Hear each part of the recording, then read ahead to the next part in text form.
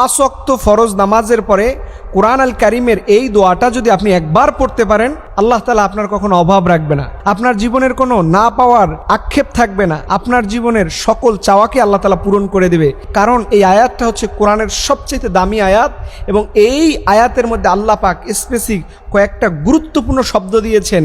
এই শব্দের মাধ্যমে যদি কোনো আল্লাহর গোলাম আল্লাহর কাছে দোয়া করে, সেই দোয়া মুহূর্তের মধ্যে আরশ আজিমে ধাক্কা লেগে যায়।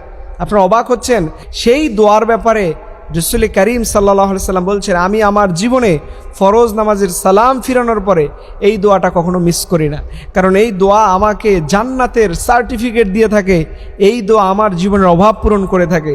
সেই দোয়া হচ্ছে কোরআন আল কারিমের মধ্যে সর্বশ্রেষ্ঠ দোয়া, সেটা হচ্ছে 2 নম্বর সূরার 255 নম্বর আয়াত।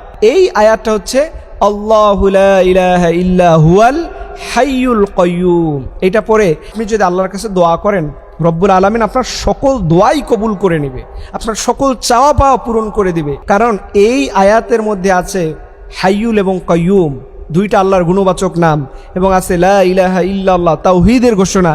এই তাওহীদের ঘোষণা এবং ইসমে আজমের ঘোষণা, ইসমে আজমের উসিলা দিয়ে কেউ যদি আল্লাহর কাছে দোয়া করে, রব্বে কারিম তার সকল দোয়াটাকেই কবুল করে নেবে। এর জন্য নবী করিম সাল্লাল্লাহু আলাইহি সাল্লাম বললেন যে কোনো বান্দা যদি আয়াতুল কুরসির আমল প্রতি ফরজ নামাজের পরে পড়তে পারে, আল্লাহ রব্বুল আলামিন তাকে বিনা হিসাবে জান্নাতের মেহমান বানিয়ে দেবে। তার হিসাব পৃথিবীতে কারো কাছে দিতে হবে না, সে মরবে আর আল্লাহর জান্নাতে চলে যাবে। এর জন্য আসুন আমরা এই দোয়ার আমলটা বেশি বেশি করি, কারণ আমাদের জীবনের যত অভাব আছে, অনটন আছে, চাওয়া আছে, পাওয়ার আছে, সব কিছু যদি আপনি আল্লাহকে বলতে পারেন, আল্লাহ রাব্বুল আলামিন কবুল করে নেবে। এর জন্য আয়াতুল কুরসির এই দোয়াটা মুখস্থ করে নেই, আল্লাহু লা ইলাহা ইল্লা হুয়াল হাইয়ুল কাইয়ুম। এটা লম্বা একটা কোরআনের আয়াত, এটা যেন মুখস্থ করে আমরা আল্লাহর কাছে দোয়া করি, রব্বে কারিম যেন এই কোরআনের বরকতে, কোরআনের সম্মানে, কোরআনের মর্যাদায়, কোরআনের উসিলায় আমাদের জীবনে যত অভাব আছে, আমাদের জীবনের পাওয়া আছে, আর আমাদের জীবনের সবচাইতে বড় পাওয়া হচ্ছে জান্নাত। এই জান্নাতটা আল্লাহ পাক যেদিন আপনাকে, আমাকে, সবাইকে ফ্রি দান করবেন, সুবহানাল্লাহি বিহামদি, আপনার জীবনটাকে আপনি কল্পনাই করতে পারবেন না যে আল্লাহ আমাকে এত ভালো একটা জিনিস দান করলো, এত দামি একটা জিনিস দান করলো, এটা পেয়ে আমি তো বড্ড খুশি হয়ে গেলাম। আল্লাহু আকবার।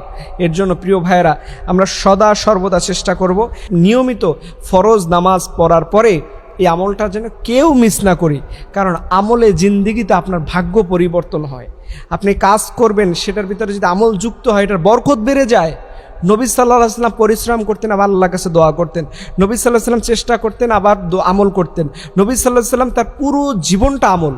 বাথরুমে কি দোয়া পড়বেন, খাবার সময় কি দোয়া পড়ে খাবেন, মসজিদে ঢোকার সময় কি দোয়া পড়বেন, এটা তো প্রত্যেকটাই আমল, প্রত্যেকটাই সওয়াবের, নাজাতের উসিলা হিসেবে আল্লাহ পাক আপনাকে আমাকে দান করবে। এর জন্য প্রিয় ভাইয়েরা, আমরা যেন নিয়মিত আল্লাহর দেয়া এই দামি আমলটা করি। আল্লাহ রাব্বুল আলামিন আমাদের জীবনের সকল মনের ইচ্ছাগুলো পূরণ করুক। সকলে আমিন।